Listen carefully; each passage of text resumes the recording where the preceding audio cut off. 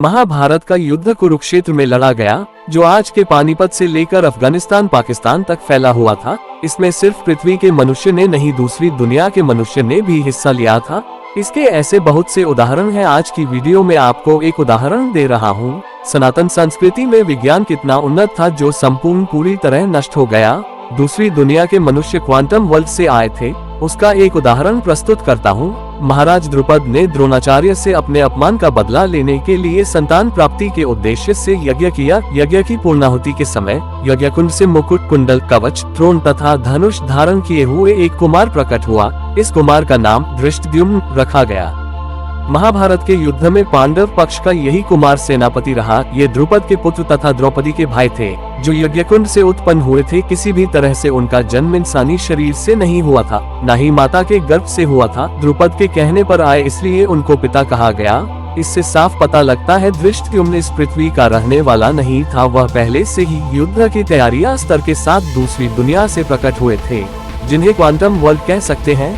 धृष्टद्युम्न को द्रोणाचार्य का वध करने के लिए क्वांटम वर्ल्ड से बुलाया गया था। यह मैं नहीं कह रहा, खुद आप देखिए और समझिए। यह हमारे इतिहास की पुस्तक महाभारत में पहले से लिखा हुआ है।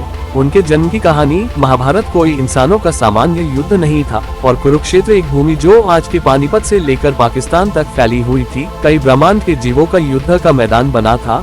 धृष्टद्युम्न का जन्म हुआ ही नहीं, कभी द्रुपद के अंश से पैदा हुए, न ही वह गर्भ से पैदा हुए हैं। साफ साफ महाभारत पढ़कर ऐसा लगता है, और मैं वही कह रहा हूँ जो महाभारत में लिखा है। अग्निकुंड से उत्पन्न हुए थे। धृष्टद्युम्न वह राजकुमार मनुष्य कहीं से भी नहीं था, वह दूसरी दुनिया का प्राणी था। लेकिन किस दुनिया का और उसका नाम क्या था, यह एक राज है जो महाभारत में नहीं बताया गया। कुछ ही लोगों को ज्ञान था दूसरी दुनिया से क्वांटम वर्ल्ड से अपनी मदद के लिए किसी को बुलाना का, और इससे बिल्कुल साबित होता है द्रौपदी भी किसी गर्भ से पैदा नहीं हुई, वह भी डायरेक्ट अग्निकुंड से उत्पन्न हुई। क्वांटम वर्ल्ड से भाई बहनों को अपनी मदद के लिए राजा द्रुपद ने बुलाया था, क्योंकि उन्हें खतरा था शक्तिशाली द्रोणाचार्य से। और मैं पूरे यकीन से कहता हूँ और विश्वास से कहता हूँ। अब आप बताइए, धृष्टद्युम्न का जन्म क्या नॉर्मल तरीके से हुआ था? उनकी उत्पत्ति अस्त्र शस्त्र के साथ कवच कुंडल पहने हुए आए, और द्रौपदी भी ऐसे ही उत्पन्न हुई, जो अपने भाई धृष्टद्युम्न के साथ अग्निकुंड में प्रकट हुई। यहाँ अग्निकुंड कोई वैदिक या कुछ और नहीं, एक ऊर्जा की मशीन है। अग्नि के कई रूप में ऊर्जा भी है, इसलिए उसे अग्निकुंड कहा गया, जो रास्ता था दूसरी दुनिया से किसी को लाने का। आप क्या सोचते हैं और आपके क्या विचार है? कमेंट बॉक्स में जरूर बताइएगा।